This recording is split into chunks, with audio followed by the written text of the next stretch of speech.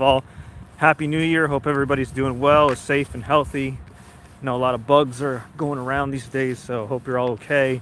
Just wanted to come on and give you some thoughts on some breaking news that I just saw from the Wall Street Journal. Of course, the Wall Street Journal, premier magazine, premier newspaper, whatever publication in terms of financial news. And they are reporting that Vince McMahon, the former WWE chairman who stepped down due to sexual misconduct allegations, credible allegations, mind you, is returning to the company in the very near future, and he will be pursuing a sale of the company. Now, when you hear the second part, that he is pursuing a sale of the company, some people may just brush that off and say, okay, he's coming back to finalize the sale. What's the big freaking deal? Well, here's a few reasons why this is a big deal, right? One, he did not step down out of the kindness of his own heart. He stepped down because he was forced to step down because of public relations, because the man is a gigantic piece of crap who allegedly sexually assaulted, coerced, pressured, harassed multiple women over the course of 3 to 4 decades as WWE chairman. So that's one. Him just returning in any capacity, even briefly, even if he is the majority shareholder or the controlling shareholder, is a bad look. Number two, let's just say that Vince doesn't end up selling. Let's just say this is just an excuse for him to come back. That's really bad for the company, which means he'd be there for a prolonged period of time. It's not going to look good. I got people blowing up my phone right now. It's all good. But yeah, just crazy. So there's that. Number three, creatively, which I think is honestly the least important aspect right now, given the obvious human resources and real life implications of what he's done or allegedly done. Okay? But the fact is, creatively, WWE hasn't exactly been great under Triple H. It's been all right. It's been a little different, but it's not really, it's not really knocking him dead, right? It's kind of, Raw's kind of in a malaise outside of the bloodline. Been kind of boring in my opinion. There's some really good matches though. U.S. title has been propped up, IC titles have propped up, but could still be a lot better.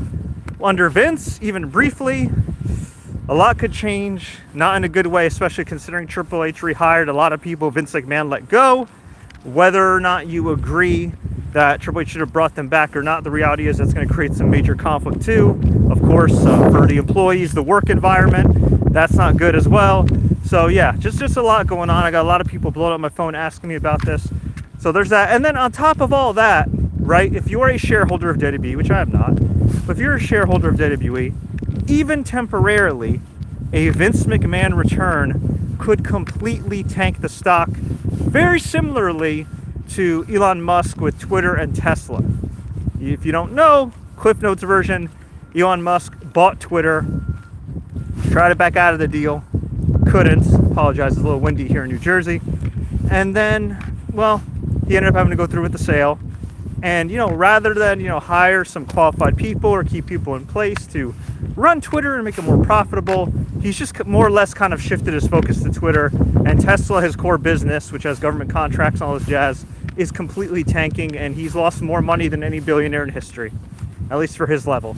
So I'm not saying WWE will get to that point, because WWE is still a very, very strong media entity, because WWE still has these TV contracts and everything else, but you gotta understand something. These TV contracts are eventually gonna come due. The sports rights bubble could burst.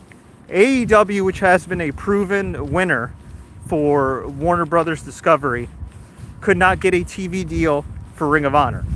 And AEW is one of the highest rated properties on Warner Brothers Discovery's cable programming, and they could not even get a TV deal for Ring of Honor. Not even a small time slot, nothing. They couldn't even get a spot on HBO Max. They couldn't even get a spot on Discovery Plus.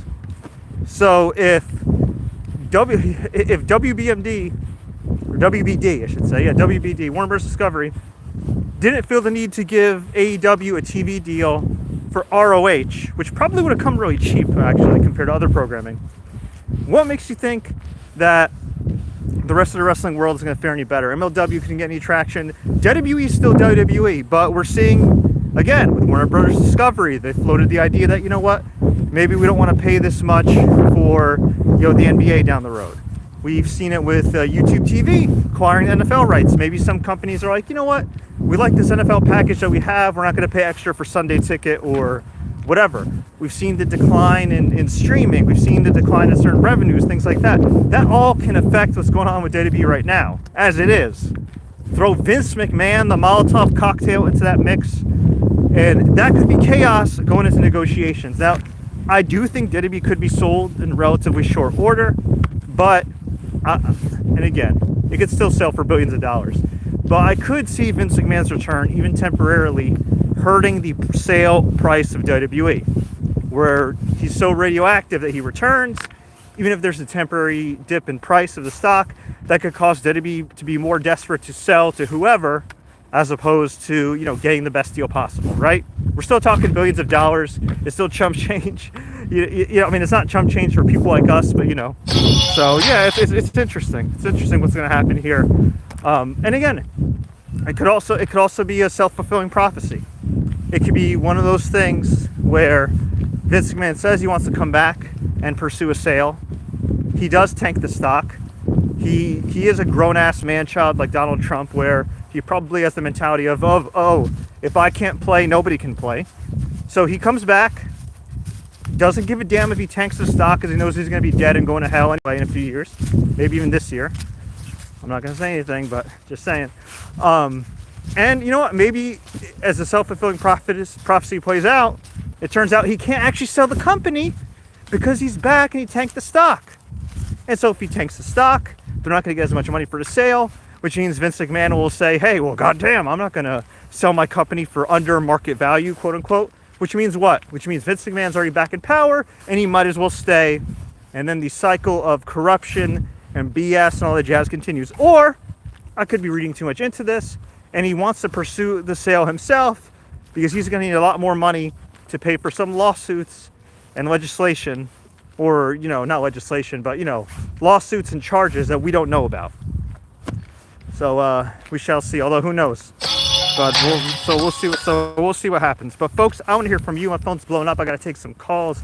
People call me about this. Once again, more info, I'll let y'all know. But let me know what you think. What do you think about Vince McMahon coming back to WWE? How do you think this affects them business-wise, creatively? Let me know. Leave a comment below. If you enjoyed this update, like, share. Don't forget to subscribe and enjoy all the content we have here. We do a lot of positive content, usually. A lot of interviews with wrestlers, MMA fighters.